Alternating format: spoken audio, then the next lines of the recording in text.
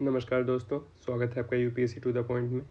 जैसा कि आपको पता है कि अब यूपीएससी प्रीलिम्स एग्जामिनेशन को 3 महीने से भी कम है, तो विज़न आईएएस का पीटी 365 जो कि पूरे साल का करंट अफेयर्स कवर करता है वो आ गया है और हम इस वीडियो में उसको डिस्कस करेंगे। मैं जो अभी करंट अफेयर्स आया है ये जो है अप्रैल 2022 से दिसंबर 2022 का है।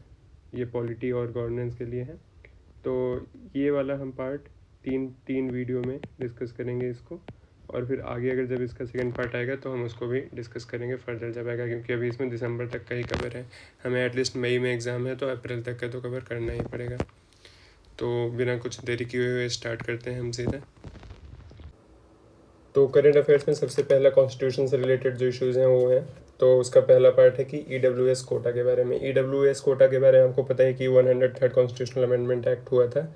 उसमें सेंट्रल गवर्नमेंट बेसिकली पार्लियामेंट ने 10% कोटा दिया था ईडब्ल्यूएस को in education and public employment. तो सुप्रीम कोर्ट की कॉन्स्टिट्यूशनल बेंच ने इस चीज़ को अपहेल्ड किया है, तो ये खबर है। और आपको ये पता होना चाहिए कि सिन्हो कमीशन के रिकमेंडेशन पे ये कोर्ट दिया गया था। और ये जो 103rd कॉन्स्टिट्यूशनल अमेंडमेंट था, इसमें बेसिकली आर्टिकल 15 में क्लॉज 6 ऐड किया गया था, जिसमें गवर्नमेंट को इनेबल किया गया था कि इकोनॉमिकली वीकर सेक्शन को एजुकेशनल इंस्टीट्यूशन वगैरह में एडमिशन के लिए रिजर्वेशन दें।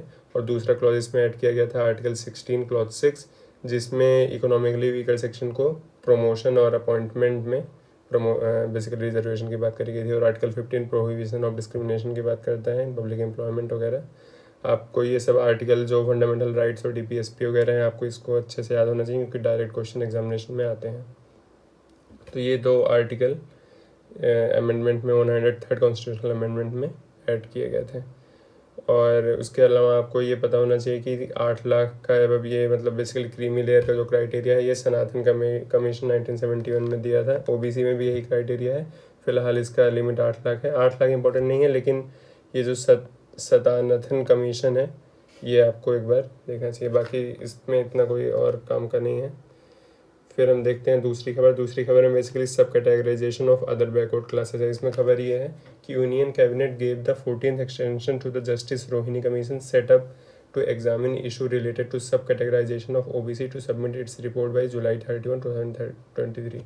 बेसिकली जस्टिस रोहिणी कमीशन को सेटअप किया गया है किस चीज़ के लिए कि जो ओबीसी कैटेगरी है उसमें सब कैटेगराइजेशन करी जाए, उसमें फर्दर कैटेगरीज बनाई जाए, ताकि जो है उनको प्रॉपर जो सच में जो बहुत गरीब है, ओबीसी में भी बहुत सेक्शंस होंगे जो का बहुत गरीब होंगे, फिर कम गरीब या बहुत ज़्यादा पिछड़े हुए बैकवर्ड हैं, तो उनको ज़्यादा रिजर्वेशन, और जो थोड़े टॉप जो कम बैकवर्ड हैं उनको कम रिजर्वेशन दिया जाए। इसके लिए जस्टिस रोहिणी कमीशन बनाया गया है। और अभी जो है इसका 21 जुलाई 2023 तक को रिपोर्ट सबमिट करने की बात इसमें कही गई है। तो काफ़ी पहले बनाया गया था जस्टिस रोहिणी कमीशन, तो 2017 में बनाया गया था बेसिकली अंडर आर्टिकल 340। ठीक है, तो ये है बेसिकली इसमें। और आपको ये पता होना चाहिए कि पहला बैकवर्ड क्लास कमीशन 1953 में बनाया गया था, जिसको काका केलकर कमीशन भी कहते हैं। उसके बाद बीपी मंडल कमीशन बना था, second backward class commission. BP Mandal commission पे के ही बेसिस पे नए जो है ये ओबीसी को रिजर्वेशन दिया गया था। तो और आपको ये नेशनल बैकवर्ड क्लास और नेशनल बैकवर्ड क्लास कमीशन जो है basically national commission for backward classes क्या है ये पता होना चाहिए। पहले एक स्टैट्यूटरी बॉडी थी एनसीबीसी एक्ट 1993 में, लेकिन 102nd कॉन्स्टिट्यूशनल अमेंडमेंट एक्ट किया गया, जिसके बाद से ये कॉन्स्टिट्यूशनल बॉडी बन गई है। इसके अलावा दोस्तों आपको ये पता होना चाहिए, according to NCBC national commission of backward classes ने ये बताया है कि 11 स्टेट्स यूटीज़, जिसमें ये नाम आंध्र प्रदेश, तेलंगाना, पुडुचेरी, कर्नाटक, हरियाणा ये है, हैव सब categorised OBC for reservation in state government on institution. ठीक है, तो 11 स्टेट्स ने स्टेट लेवल पर ऑलरेडी ये किया है कि सब कैटेगराइजेशन करा है ओबीसी का। अब सेंट्रल लेवल पर भी इसको करने की ज़रूरत है। उसके बाद एक और इसी से रिलेटेड खबर है कि reservation of OBCs in local bodies. ठीक है, इसमें क्या है बेसिकली कि high court directed the UP government to notify election immediately without reservation for OBCs. तो उत्तर प्रदेश में अभी रिसेंटली क्या था कि लोकल बॉडीज़ के इलेक्शन होने थे, उसमें हाई कोर्ट ने यूपी गवर्नमेंट को बोला कि आप जो है इलेक्शन करा दीजिए और रिजर्वेशन मत दीजिए। तो इस कॉन्टेक्स्ट में जो है हमको ये है कि ट्रिपल टेस्ट कंडीशन पता होनी चाहिए। अब ट्रिपल टेस्ट कंडीशन क्या होती है, तो high court held that until the triple test condition as mandated by supreme court in K Krishna Murthy versus union of India 2010 is fulfilled, no reservation for backward class shall be provided in urban local bodies. तो अगर ये triple test condition fulfil नहीं होता है according to supreme court judgment जो कि 2010 में आया था, अगर ये ट्रिपल टेस्ट कंडीशन फुलफिल नहीं होता है तो रिजर्वेशन बैकवर्ड क्लासेस को अर्बन लोकल बॉडीज़ के पोल में नहीं मिलेंगे। और ये क्राइटेरिया इसका क्या है ट्रिपल टेस्ट का, कि पहला है कि सेटअप डेडिकेटेड कमीशन। तो स्टेट गवर्नमेंट को एक कमीशन बनाना पड़ेगा, पहला स्टेप इसमें ट्रिपल टेस्ट में, कि एक स्टेट कमीशन बनाना पड़ेगा, और ताकि वो बैकवर्डनेस ऑफ ओबीसीज को स्टडी कर सकें लोकल बॉडीज़ में कितना है कितना नहीं है। दूसरा है specify proportion of reservation in each local body. ठीक है, उसके बाद वही कमीशन जो है कितना रिजर्वेशन देना चाहिए इस बात के लिए स्पेसिफाई करेगा, रिकमेंडेशन देगा। Ensure that such reservation does not exceed 50% of the total seat reserve for SC ST OBC। ठीक है, और 50% का क्राइटेरिया क्रॉस नहीं होना चाहिए। तो ये तीनों चीज़ अगर फुलफिल होगा तभी रिजर्वेशन दिया जा सकता है। तो अभी क्या हुआ कि यूपी गवर्नमेंट ने कमीशन ऐसा कोई बनाया ही नहीं। तो अगर ऐसा कोई कमीशन नहीं बनाया गया है तो भी इलेक्शन तो कराना पड़ेगा टाइम पे। ठीक है, तो अंडर आर्टिकल 243 क्लॉज यू में है कि 5 साल में इलेक्शन कराना पड़ेगा, तो उसके लिए है बेसिकली। अगर आपने कमीशन नहीं बनाया तो ट्रिपल टेस्ट का क्राइटेरिया का सवाल ही नहीं आता है। उसके बाद दोस्तों खबर यूनिफॉर्म सिविल कोड की है। यूनिफॉर्म सिविल कोड में बेसिकली ये है कि एक प्राइवेट मेंबर बिल पेश करा गया था, तो इससे ये इम्पोर्टेंट नहीं है, लेकिन आपको पता होना चाहिए कि यूनिफॉर्म सिविल कोड में है क्या बेसिकली।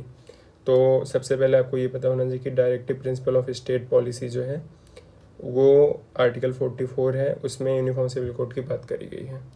और जो है यूनिफॉर्म सिविल कोड बेसिकली यही होता है कि जो भी पर्सनल लॉज हैं उनको हटाकर एक यूनिफॉर्म सिविल लॉज बनाया जाए ताकि पर्सनल लॉज को हटा दिया जाए। और इसके बारे में आपको सुप्रीम कोर्ट के जजमेंट है साहबानो केस में, और उसके बाद Sarla Mugdha versus supreme court judgment में सुप्रीम कोर्ट ने फेवर करा है कि सिविल जो बेसिकली यूनिफॉर्म सिविल कोड है उसको लागू करना चाहिए सरकार को। लेकिन अगर देखा जाए तो 21st law commission of India ने 2018 में बोला था अपनी एक रिपोर्ट में कि यूनिफॉर्म सिविल कोड जो है अभी वो not neither desirable not necessary है एट प्रेजेंट। ठीक है, तो ये है। और इसके अलावा आपको पता होना चाहिए कुछ इंपॉर्टेंट फैक्ट्स हैं कि पुर्तगीज़ ने सबसे पहले गोवा में जो है यूनिफॉर्म सिविल कोड लाया, जिसको कहा गया पुर्तगीज़ सिविल कोड 1867 में, और गोवा स्टेट में अभी भी ये जो है वैलिड है, चलता है। इसके बाद दोस्तों एक हेट स्पीच से रिलेटेड ये खबर है। बेसिकली एक चीज़ मैं आपको क्लियर कर दूं आगे बढ़ने से पहले कि मैं जो है बस मेन इंपॉर्टेंट पॉइंट्स जो हैं और जो डेवलपमेंट हुआ है वो बता रहा हूँ, और जो भी स्टैटिक पार्ट इससे रिलेटेड है मैं उम्मीद करता हूँ कि आप लोगों को या तो आता होगा, नहीं तो आपने जहाँ से भी पढ़ा है वहाँ से रिविज़न करिए। फॉर एग्जाम्पल अगर आपने ये जो है आर्टिकल 44 के बारे में लक्ष्मीकांत से पढ़ा है तो आप वहाँ पे देख लीजिए। जैसे पहले ही खबर में इसकी फंडामेंटल राइट्स की बात की गई थी, तो आर्टिकल 14, 15, 16 इन सब चीज़ों की बात करी गई थी। तो आप ये सब लक्ष्मीकांत से देखिए और वहाँ पर करिए। इसमें बेसिकली जो करंट अफेयर्स में नए डेवलपमेंट्स हैं वो जो मुझे लग रहा है इंपॉर्टेंट हैं और जो एग्ज़ाम में पूछे जा सकते हैं उसके बारे में मैं डिस्कस कर रहा हूँ। बाकी अगर एक बार आप चाहें तो खुद से भी ये डॉक्यूमेंट जो PT 365 आता है विद NIS का, आप इसको पढ़ सकते हैं। तो हेट स्पीच में बेसिकली खबर ये है कि NCRB जो कि नेशनल क्राइम रिकॉर्ड्स ब्यूरो है उसने रिपोर्ट करा कि 500% राइज हो गया है हेट स्पीच के केसेस में पिछले 7 सालों में। ठीक है, तो हेट स्पीच की अगर बात करें तो कोई डेफिनेशन नहीं है हेट स्पीच की, डिफाइन नहीं किया गया किसी भी लॉ में कि हेट स्पीच क्या होता है।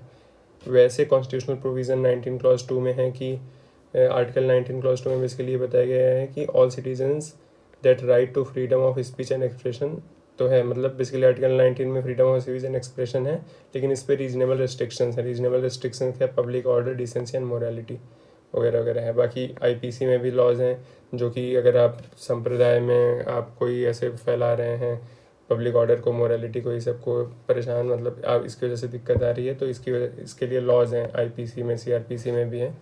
तो ये लॉज के बारे में हमें पढ़ना ज़रूरी नहीं है, लेकिन कॉन्स्टिट्यूशन में जो प्रोविज़न है उसके बारे में हमें जानना ज़रूरी है। उसके बाद सेडिशन की बात करी गई है। सेडिशन में क्या है कि recently supreme court has ordered that 152-year-old sedition law under section 124A of IPC should be effectively kept in abeyance till union government reconsiders the provision. Basically बात इसमें ये करी गई है कि सुप्रीम कोर्ट ने जो 124A है सेक्शन IPC का, उसको बोल दिया है कि जब तक यूनियन गवर्नमेंट इस पर एक प्रॉपर रिकन्सिडरेशन नहीं कर लेती है तब तक इस लॉ का यूज़ नहीं किया जाएगा, ऐसा सुप्रीम कोर्ट ने ऑर्डर दिया है। और अगर सेडिशन लॉ जो है इसकी हम बात करें तो सबसे पहले 1837 में ये आया था, थॉमस मैकेलो ने ड्राफ्ट किया था सेडिशन लॉ को। ये जो है मॉडर्न हिस्ट्री का भी क्वेश्चन है, आपसे कहीं भी एग्जामिनेशन में पूछा जा सकता है कि सेडिशन लॉ का ड्राफ्ट कौन लेकर आया था, तो मैकॉले लेकर आए थे।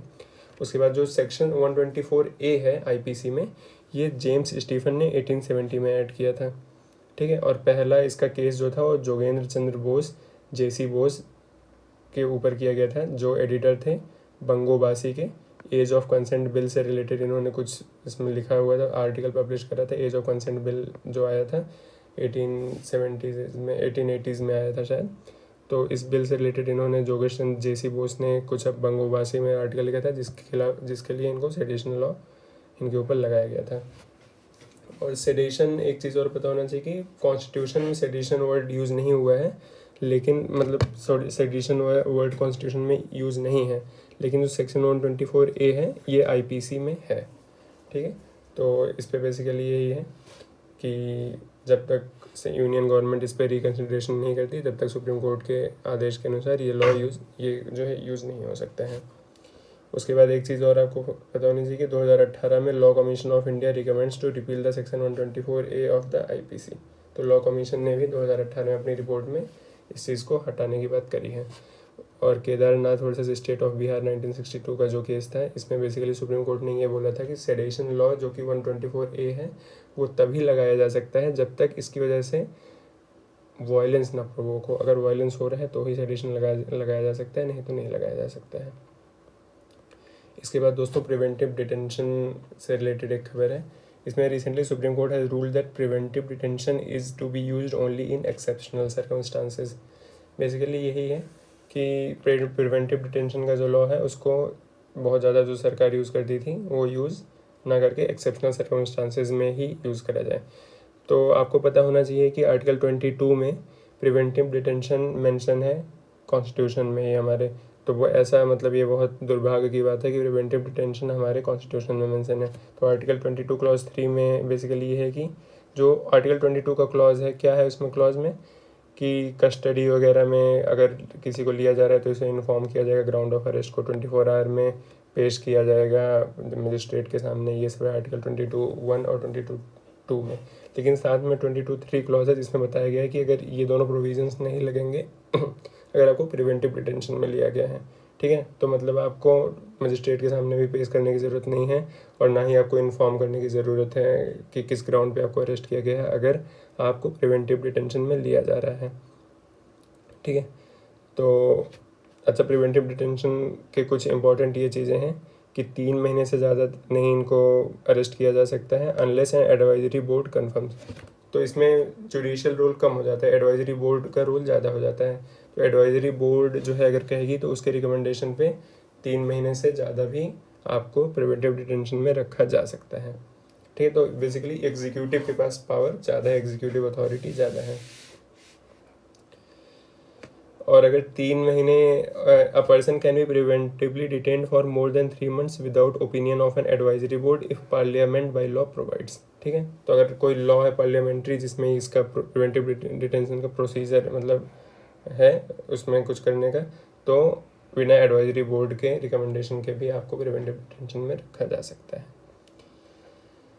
और मल्टीपल लॉज हैं जो प्रिवेंटिव डिटेंशन में मतलब आपको रखने के लिए मल्टीपल लॉज हैं, जैसे कि NDPS एक्ट हो गया, UAPA हो गया और CRPC में भी कोड है जिसके थ्रू प्रिवेंटिव डिटेंशन में रखा जा सकता है। Security of state, foreign affairs, ये सब मेंटेनेंस ऑफ पब्लिक ऑर्डर, ये सब ग्राउंड हो सकते हैं प्रिवेंटिव डिटेंशन में रखने के लिए। तो ये सब आपको जो है आपने जहाँ से भी पॉलिटी लक्ष्मीकांत या किसी और किताब से पढ़ी होगी वहाँ पे भी इन्फॉर्मेशन आपको मिल जाएगी। उसके बाद unlawful activities prevention act basically UAPA के बारे में है। इसमें क्या है कि popular front of India PFI को अनलॉफुल एसोसिएशन डिक्लेयर किया गया है रिसेंटली इस एक्ट के थ्रू। तो इसमें क्या है, अनलॉफुल एक्टिविटीज़ क्या है, ये एक्ट जो है 1967 वाला ये डिफाइन कर रहा है अनलॉफुल एक्टिविटीज़ को as any action taken by such individual और association that leads to secession of a part of territory of India, questions sovereignty of India और डिस्टर्ब्स इंटीग्रिटी ऑफ इंडिया, ठीक है। तो ये डेफिनेशन है, अनलॉफुल एक्टिविटीज़ को define किया गया है। और central government all India ban इसके थ्रू लगा सकती है, ऑर्गेनाइजेशन को बैन कर सकती है, टेररिस्ट घोषित कर सकती है लोगों को, ठीक है। और इंडियन नेशनल्स और फॉरेन नेशनल्स को, दोनों इंडियन नेशनल्स के ऊपर भी अप्लाई होता है, फॉरेन नेशनल्स के भी ऊपर अप्लाई होता है, और इंडिया के बाहर भी कोई क्राइम होता है तो उसमें भी अप्लाई होता है ये सेम मैनर में। और 2019 में इसमें अमेंडमेंट किया गया था, तो अमेंडमेंट में पहली बात तो ये ऐड हुई थी कि पावर टू डिजिग्नेट टेररिस्ट, ठीक है। तो अब इस लॉ के थ्रू सेंट्रल गवर्नमेंट किसी को भी टेररिस्ट, मतलब वो अगर क्राइटेरिया में फिट बैठ रहा है तो टेररिस्ट इंडिविजुअल को डिक्लेयर किया जा सकता है। और एनआईए को पावर मिली है कि वो बाहर भी, इंडिया के बाहर भी इन्वेस्टिगेशन वगैरह कर सकते हैं, ठीक है। ये सब चीज़ें हैं इसमें। उसके बाद फ़ोन टैपिंग से रिलेटेड एक खबर ये है कि एक आईपीएस ऑफिसर के ऊपर प्रोब किया गया कि उन्होंने फ़ोन टैपिंग किया था 2019 में। तो फ़ोन टैपिंग का जो लॉ वगैरह है वो इंडियन टेलीग्राफ्ट एक्ट 1885 में है। इसके प्रोविजंस क्या हैं, तो सेंट्रल और स्टेट गवर्नमेंट दोनों ही फ़ोन टैपिंग कर सकती हैं अगर कुछ मतलब इम्पॉर्टेंट उससे रिलेटेड चीज़ें हैं, जैसे कि सॉवरेनिटी ऑफ इंडिया से रिलेटेड कुछ है तो उस विषय में फ़ोन टैपिंग किया जा सकता है। सिक्योरिटी ऑफ स्टेट हो गया, fair and friendly relation with foreign country, maintaining public order वगैरह, ये सब के अगर इशू है तो फ़ोन टैपिंग किया जा सकता है। लेकिन कि अगर इसका सैंक्शन कौन देगा, सेक्रेटरी लेवल का ऑफिसर दे सकता है, union ministry of home affairs का, ठीक है। और अगर स्टेट में हो रहा है तो स्टेट का जो होम मिनिस्ट्री है उसका जो सेक्रेटरी लेवल का ऑफिसर है वो इसका सैंक्शन दे सकता है। उसके बाद राइट टू फॉरगॉटन की बात करी गई है। सुप्रीम कोर्ट ने डायरेक्ट किया registry to remove details of a couple from search engines and internet. तो राइट टू फॉरगॉटन का मतलब बेसिकली ये है कि जो इंटरनेट वगैरह पे या ऑनलाइन आपका जो भी रिकॉर्ड है उसको डिलीट किया जाए, ये चीज़, या फिर आपसे रिलेटेड कोई इन्फॉर्मेशन कहीं पब्लिक डोमेन में है तो उसको हटाया जाए। तो ये चीज़ है, तो सुप्रीम कोर्ट ने बोला कि राइट टू प्राइवेसी के अंदर में आता है राइट टू फॉरगॉटन, तो इसलिए इसको इम्प्लीमेंट करना ज़रूरी है। तो right to privacy vis right to forgotten, यहाँ पे लिखो आर्टिकल 21 के अंदर आता है राइट टू प्राइवेसी, और उसके अंदर ये भी आता है, सुप्रीम कोर्ट ने ऐसा बोला है। और ये जो राइट टू फॉरगॉटन है, it has been recognised as a statutory right in European Union under GDPR का मतलब जनरल डेटा प्रोटेक्शन रेगुलेशन, जो कि 1995 में आया था यूरोपियन यूनियन में। वहाँ पे सबसे पहले इस चीज़ को रिकॉग्नाइज किया गया था। और KS पुट्टास्वामी केस में सुप्रीम कोर्ट ने बोला है कि राइट टू बी फॉरगॉटन एक फंडामेंटल राइट है अंडर आर्टिकल 21 में, लेकिन कुछ सब रेस्ट्रिक्शंस हैं इसके ऊपर। क्या रेस्ट्रिक्शन है, अगर मान लीजिए आपका exercise of right to freedom of expression and information किसी का वायलेट हो रहा है इससे तो आप जो है नहीं इसको कर सकते हैं। अगर कोई लीगल रिस्पॉन्सिबिलिटी है उससे आप भागना चाहते हैं तो नहीं हो सकता। और ऐसे 3-4 पॉइंट्स हैं जो कि अगर ऐसे हैं तो आपका राइट टू फॉरगॉटन अप्लाई नहीं होगा।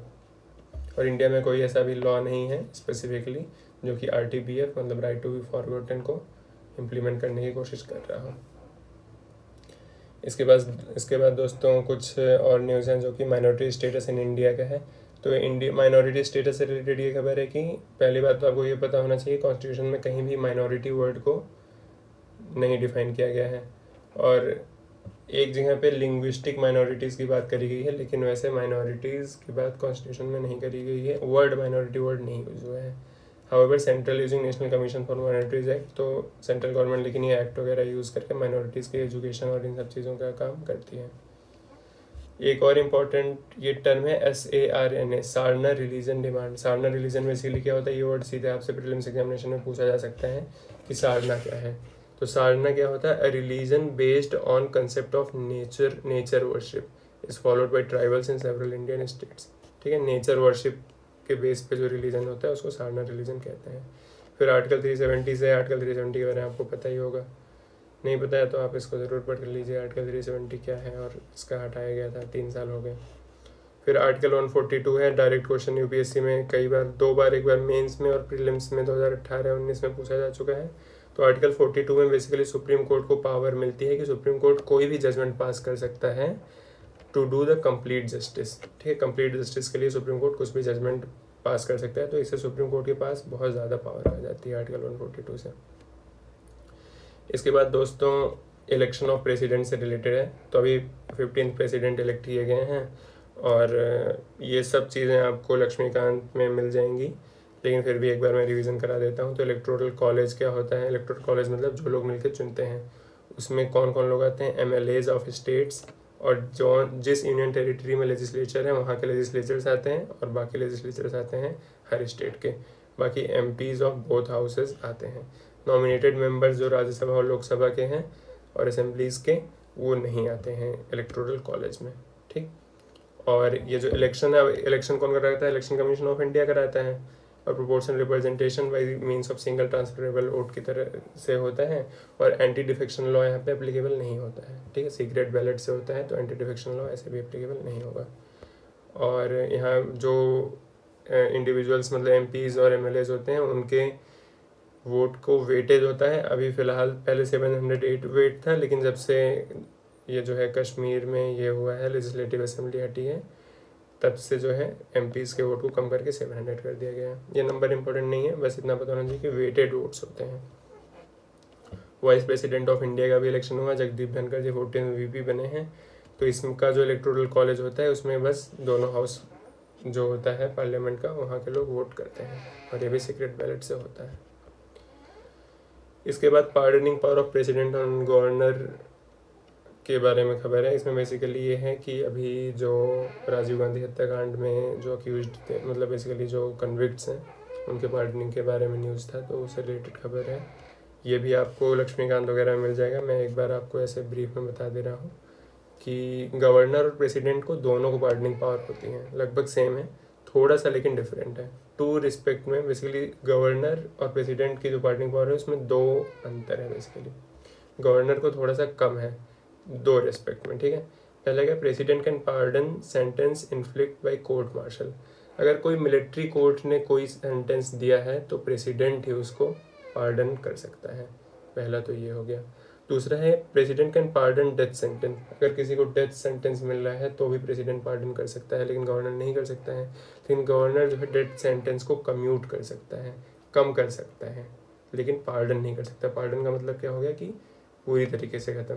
तो पार्डनिंग पावर में ये 5 चीज़ें आती हैं। पार्डन पहला हो गया, पार्डन मतलब कि बिल्कुल ही आज़ाद कर देना, सज़ा ख़त्म कर देना, सज़ा माफ़ी जिसे कहते हैं। दूसरा होता है कम्यूटेशन। कम्यूटेशन मतलब क्या है कि कम करना, एक मतलब उसका नेचर चेंज करना, लाइटर कर देना। ठीक है, बेसिकली मतलब किसी को रिगरस पनिशमेंट अगर हुई है किसी चीज़ में, तो उसको आप नॉर्मल पनिशमेंट में कन्वर्ट कर सकते हैं। प्रेसिडेंट और गवर्नर दोनों कर सकते हैं ये। रेमिशन में क्या होता है, reducing the period of sentence होता है विदाउट चेंजिंग इट्स ऑर्डर। किसी को उम्र कैद की सज़ा हुई है, उसको 7 साल कर देना, 8 साल, 10 साल कर देना, ऐसा होता है रेमिशन में। लेकिन उसका नेचर नहीं चेंज किया जा सकता। नेचर का मतलब अगर रिगरस इम्प्रिजनमेंट हुआ है तो रिगरस ही रहेगा। दूसरा रेस्पाइट है। रेस्पाइट में बेसिकली क्या होता है, avoiding a lesser sentence in place of one originally avoided due to some special fact. ठीक है, कोई नया फैक्ट आ गया, उसकी वजह से सेंटेंस को नया सेंटेंस अवॉइड कर देना बेसिकली। और रिप्राइव का मतलब होता है कि स्टे लगा देना, स्पेशली ये डेथ सेंटेंस पे लगता है स्टे। ठीक है, उसके बाद लोकपाल एंड लोकायुक्त के बारे में बात है। लोकपाल और लोकायुक्त में क्या है, केरला के लेजिस्लेटिव असेंबली ने लोकायुक्त अमेंडमेंट बिल 2022 जो है पास किया है। तो ठीक है, लोकायुक्त वगैरह, लोकायुक्त एक्ट जो है 2013 का 2014 में नोटिफाई हुआ था, उसमें लोकायुक्त वगैरह बनाए गए थे। इंपॉर्टेंट प्रोविजंस जो हैं वो यहाँ पे लिखे हुए हैं, आप चाहें तो एक बार देख सकते हैं। मैं थोड़ा सा बता देता हूँ। कंपोजिशन में क्या होगा कि चेयरपर्सन होंगे और 8 मेंबर्स हो सकते हैं मैक्सिमम, और उसमें SC ST माइनॉरिटीज़ वुमेन सबका रिप्रेजेंटेशन चाहिए। और सिलेक्शन कमेटी एक बनेगी जो कि लोकायुक्त को सिलेक्ट करेगी। उसमें कौन कौन होना चाहिए, प्राइम मिनिस्टर होना चाहिए, लोकसभा के स्पीकर होंगे, लीडर ऑफ अपोजिशन होंगे, चीफ जस्टिस ऑफ इंडिया या फिर उनके कोई नॉमिनी, और एक एमिनेंट ज्यूरिस्ट होंगे जो बाकी लोग मिलकर एमिनेंट ज्यूरिस्ट को नॉमिनेट करेंगे। ठीक है, उसके बाद टाइम, इसमें टाइम बाउंड इंक्वायरी होगी। टाइम बाउंड इंक्वायरी में क्या होगा कि 60 दिन में इंक्वायरी पूरी हो जानी चाहिए और 6 महीने में कंप्लीट इन्वेस्टिगेशन हो जानी चाहिए। CBI जनरली यूज़ करी जाएगी, और जब CBI का यूज़ करेगा, मतलब CBI के जो ऑफिसर्स होंगे, जब वो कोई लोकायुक्त से या लोकपाल से कोई मतलब उस मैटर पे अगर छानबीन कर रहे होंगे, तो लोकपाल जो है फुल कंट्रोल करेंगे CBI को। ठीक है, ट्रांसफ़र वगैरह नहीं कर सकता, मतलब CBI के डायरेक्टर, सेंट्रल गवर्नमेंट उसमें इंटरफेरेंस नहीं कर सकती है। उसके बाद रिमूवल की बात करें तो प्रेसिडेंट द्वारा रिमूव किए जा सकते हैं अगर सुप्रीम कोर्ट ने कोई इंक्वायरी करी। मतलब अगर रिमूवल का प्रोसेस बेसिकली ये है कि प्रेसिडेंट द्वारा रिमूव किए जा सकते हैं लोकपाल, लेकिन उसके लिए सुप्रीम कोर्ट से इंक्वायरी करानी पड़ेगी, और उसमें कोई रीजनेबल वो मतलब चाहिए की कोई कारण होना चाहिए, ठीक है। और जुरिस्डिक्शन की बात करें तो प्राइम मिनिस्टर सब लोग आ जाते हैं, ABCD ऑफिसर, सेंट्रल गवर्नमेंट के जितने ऑफिसर हैं, और प्राइम मिनिस्टर MP सब लोग आते हैं इसके जद में। पार्लियामेंट कमेटीज़ की बात करें अगर, तो राज्यसभा सेक्रेटरीट ने जो है एक जो है रिकमेंडेशन दिया है कि पार्लियामेंट कमेटीज़ के टेन्योर को बढ़ाया जाए। पार्लियामेंट्री कमेटीज़ जो है बहुत ही इंपॉर्टेंट है, और ये भी लक्ष्मीकांत बुक में आपको मिल जाएगा इसके बारे में डिटेल में। और पार्लियामेंट्री कमेटीज़ का बेसिकली टेन्योर जनरली 1 साल का होता है, ठीक है, 1 ईयर का टेन्योर होता है।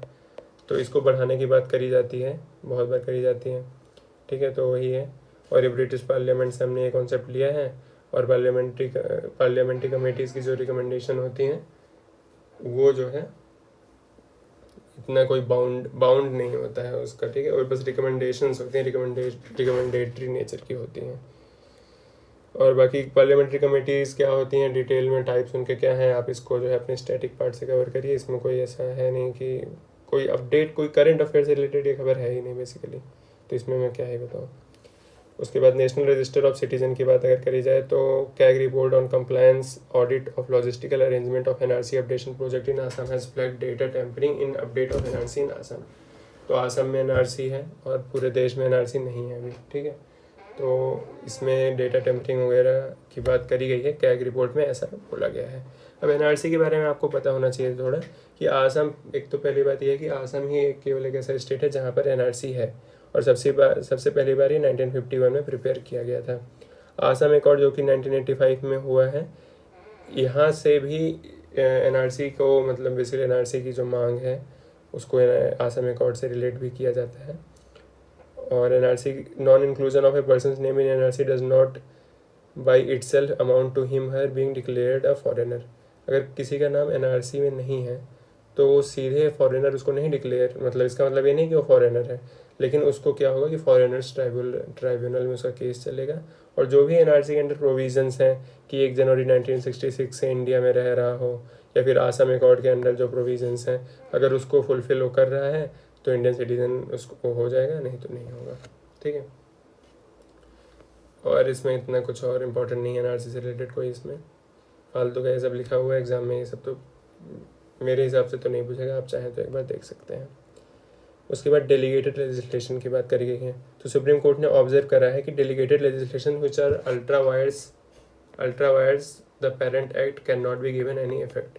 इसलिए बात यह है कि कोई पार्लियामेंट ने कोई लॉ बेसिकली पास कर दिया है, ठीक है, तो अब उस पर रूल्स रेगुलेशन ये सब बनाने का काम एग्जीक्यूटिव का होता है, तो उसी को जो रूल्स एंड रेगुलेशंस वगैरह बनते हैं उन्हीं को कहा जाता है डेलीगेटेड लेजिस्लेशन। तो सुप्रीम कोर्ट ने ऑब्जर्व कर रहा है कि लॉ बन गया और जो डेलीगेटेड लेजिस्लेशन बना है, रूल्स वगैरह बने एग्जीक्यूटिव द्वारा जो बने हैं, वो उस कॉन्फ्लिक्ट हो रहा है, उसमें जो लॉ है उसके हिसाब से नहीं बन रहा है, अलग तरीके से बन रहा है। तो ऐसा नहीं होना चाहिए, सुप्रीम कोर्ट ने बोला है। और ऐसा अगर कोई होता है तो वो बिल्कुल वो गलत है, वो माना नहीं जाएगा। डेलीगेटेड लेजिस्लेशन को नल एंड वॉइड डिक्लेयर कर दिया जाएगा, ठीक है। तो यही है, इतना ही खबर है। और डेलीगेटेड लेजिस्लेशन का पर्पस क्या होता है कि प्रेशर ऑन पार्लियामेंट पे, हर चीज़ के लिए लॉ एक लाइन थोड़ी किया जा सकता है, तो पार्लियामेंट पे प्रेशर कम हो, कुछ एग्जीक्यूटिव भी काम करें, ठीक है, ये सब काम होता है। Enables the government to make law without waiting for a new act of the parliament to pass decentralised and sector specific rules regulation. तो डिटेल्ड रूल्स वगैरह बनना पार्लियामेंट का काम थोड़ी है, पार्लियामेंट का काम है लॉ पास करना, जो रूल्स वगैरह हैं एग्जीक्यूटिव फ्रेम करती है। तो यही है। उसके बाद पेसा एक्ट की बात करी गई है। तो रिसेंटली क्या है कि छत्तीसगढ़ ने नोटिफाई करा है rules for implementation of panchayat extension to the schedule area, PESA act 1996 on the occasion of world tribal day.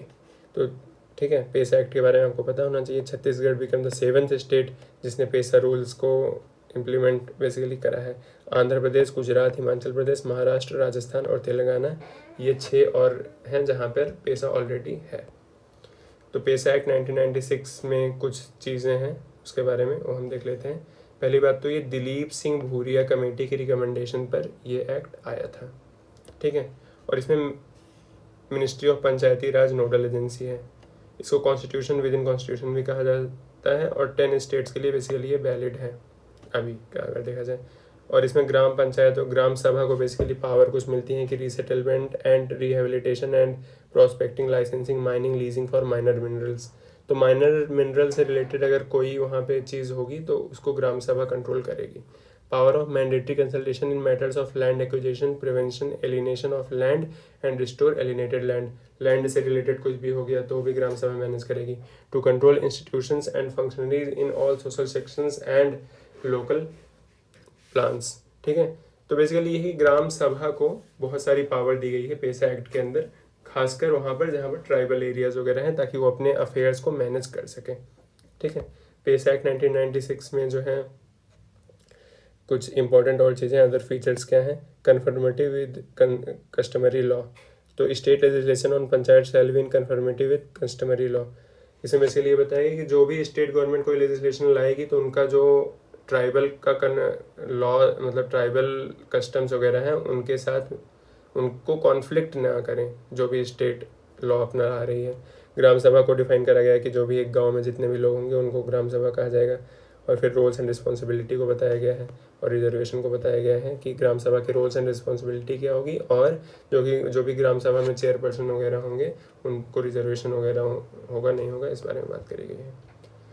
और अदर खबर्स में क्या है, ऑफिस ऑफ प्रॉफिट की बात करी गई है। ऑफिस ऑफ प्रॉफिट में बेसिकली ये होता है कि अगर कोई ऐसा ऑफिस कोई एमएलए, चीफ मिनिस्टर वगैरह है वो होल्ड कर रहा है, मतलब बेसिकली कोई कॉन्स्टिट्यूशनल पोस्ट पर है या फिर चीफ मिनिस्टर की पोस्ट पे है, मिनिस्टर है, ऐसी सब जगह पे है, तो ऑफिस ऑफ प्रॉफिट होल्ड नहीं कर सकता। ऑफिस ऑफ प्रॉफिट क्या होता है, जहाँ पे कुछ फाइनेंशियल गेन, रिन्यूमरेशन और बेनिफिट उसे हो रहा हो उस इंडिविजुअल इंसान को। वैसे ऑफिस ऑफ प्रॉफिट कॉन्स्टिट्यूशन में कहीं पर डिफाइन नहीं है। ठीक है, और प्रेसिडेंट या गवर्नर उसको डिस्क्वालीफाई कर सकता है और इस पर ओपिनियन ऑफ इलेक्शन कमीशन पहले लिया जाएगा, फिर प्रेसिडेंट और गवर्नर को रिफ़र किया जाएगा, वहाँ से वो अपना फैसला लेंगे कि इनको डिस्क्वालीफाई करना है कि नहीं करना है। ठीक है, कोई चीफ मिनिस्टर वगैरह है, कोई मिनिस्टर है, अगर वो ऑफिस ऑफ प्रॉफिट भी होल्ड कर रहे हैं और मिनिस्टर की पोजीशन भी होल्ड कर रहे हैं तो दोनों चीज़ एक साथ नहीं कर सकता है। उसके बाद आता है एमपी लैट्स स्कीम के बारे में। एमपी लैट्स स्कीम के बारे में आपको पता होना चाहिए क्या है, कोरोना के टाइम में भी ये न्यूज़ में था। तो मिनिस्ट्री ऑफ फाइनेंस ने कुछ गाइडलाइंस इसमें रिवाइज करी हैं। पहला ये है कि earlier interest accrued on fund used to be added to MP LADS account and could be used for development project. Basically अभी क्या है कि एमपी लैट में मान लीजिए आपको 2.5 करोड़ रुपया सैंक्शन हुआ किसी एमपी को, तो पैसा जब अकाउंट में पड़ा रहता है तो उस पर इंटरेस्ट गेन होता है। तो पहले क्या था कि जो इंटरेस्ट गेन होता था वो उसी में ऐड हो जाता था और अमाउंट बढ़ जाता था, फिर आप उसको डेवलपमेंट के लिए यूज़ कर सकते हैं। लेकिन फाइनेंस मिनिस्ट्री की नई गाइडलाइन के अकॉर्डिंग जो भी इंटरेस्ट उस पर ऐड होगा वो अब कंसोलिडेटेड फंड ऑफ इंडिया में चला जाएगा। ठीक है, अब आपको एमपी लैट्स के बारे में पता होना चाहिए कि 1993 में स्टार्ट हुआ था। 5 करोड़ रुपए मिलते हैं, हर साल 5 करोड़ मिलते हैं, 2 इंस्टॉलमेंट होते हैं 2.5 करोड़ रुपए के। ठीक है, अब इसमें ये होता है कि 15% आपको जो है एससी पॉपुलेशन एरिया जहाँ है वहाँ पे स्पेंड करना होता है। जो एमपी होता है मेंबर ऑफ पार्लियामेंट, वो रिकमेंड करता है, ठीक है, कि कहाँ कैसे किस डेवलपमेंटल वर्क में इसको यूज़ करना है। और इसका इम्प्लीमेंटेशन करते हैं डिस्ट्रिक्ट अथॉरिटी। बेसिकली जो डिस्ट्रिक्ट की एग्जीक्यूटिव अथॉरिटी होती है वो इम्प्लीमेंट करती है, लेकिन रिकमेंडेशन कौन करेगा, एमपी करेगा। और 7.5% फंड जो है एसटी पॉपुलेशन के लिए यूज़ होना चाहिए। नॉन लैप्सेबल फंड होता है, मतलब कि अगर आपने पहली साल 5 करोड़ नहीं यूज़ हुआ तो अगली साल आपके पास 5 + 5 10 करोड़ हो जाएगा। उसके बाद ministry of static and programme implementation जो है नोडल मिनिस्ट्री है इससे रिलेटेड। अगली खबर है दोस्तों नेशनल ई विधान एप्लीकेशन। नेशनल ई विधान एप्लीकेशन में क्या है कि जितने भी लेजिस्लेटिव बॉडीज़ के डेटा हैं उन सबको ऑनलाइन कर दिया गया है, बस आपको इतना पता होना चाहिए। और ministry of parliament affairs and nodal ये जो है इसकी नोडल मिनिस्ट्री है। जितने भी स्टेट लेजिस्लेचर हो गए, सेंट्रल लेजिस्लेचर है, इन सब की जो भी लेजिस्लेटिव बॉडीज़ की डेटा है सबको ऑनलाइन किया गया है इस पोर्टल पर, नेशनल ई विधान पोर्टल, जिसको नेवा भी कहा जाता है। अब डिस्ट्रिक्ट कुछ 60 डिस्ट्रिक्ट बनाए गए हैं वेस्ट बंगाल में। तो अब डिस्ट्रिक्ट बनाने का पावर किसके पास है, स्टेट गवर्नमेंट के पास है, स्टेट लेजिस्लेचर के पास है। ठीक है, और इसमें सेंट्रल का कोई रोल नहीं है। हालांकि अगर किसी डिस्ट्रिक्ट का नाम चेंज करना है तो सेंट्रल गवर्नमेंट की परमिशन लगेगी। Power of speaker of legislative assembly. अब स्पीकर की पावर के बारे में खबर है। ऐसे rule that speaker of LA does not have power to take away the status of former MLAs while deciding a disqualification plea against a lawmaker under the 10th schedule of constitution anti defection law। Basically बात यह है कि 2014 में बिहार में ऐसा हुआ था कि बिहार के लेजिस्लेटिव असेंबली के जो स्पीकर थे उन्होंने कुछ एमएलएज का जो पूर्व एमएलए का तमगा है वो हटा दिया था, क्योंकि 10th शेड्यूल के अंदर वो डिस्क्वालीफाई हो गए थे। ठीक है, तब हटा दिया तो उनको पेंशन वगैरह XMLA वाली नहीं मिलेगी। लेकिन सुप्रीम कोर्ट ने बोला कि स्पीकर ऑफ लेजिस्लेटिव असेंबली के पास ये पावर है ही नहीं कि वो पूर्व एमएलए का तमगा हटा दें। उसके बाद committee of parliament on official language, ठीक है, इसने रिपोर्ट अपनी सबमिट करी है, इसमें कुछ ऐसा इंपॉर्टेंट नहीं है। फिर नॉर्थ ईस्टर्न काउंसिल की बात करी गई है, तो प्राइम मिनिस्टर नरेंद्र मोदी जी ने बोला है कि 50 साल हो गए हैं नॉर्थ ईस्टर्न काउंसिल के, और इसके बारे में बात करी गई है। और आपको नॉर्थ ईस्टर्न काउंसिल के बारे में पता होना चाहिए कि इसमें कौन कौन से स्टेट्स आते हैं, क्या आता है।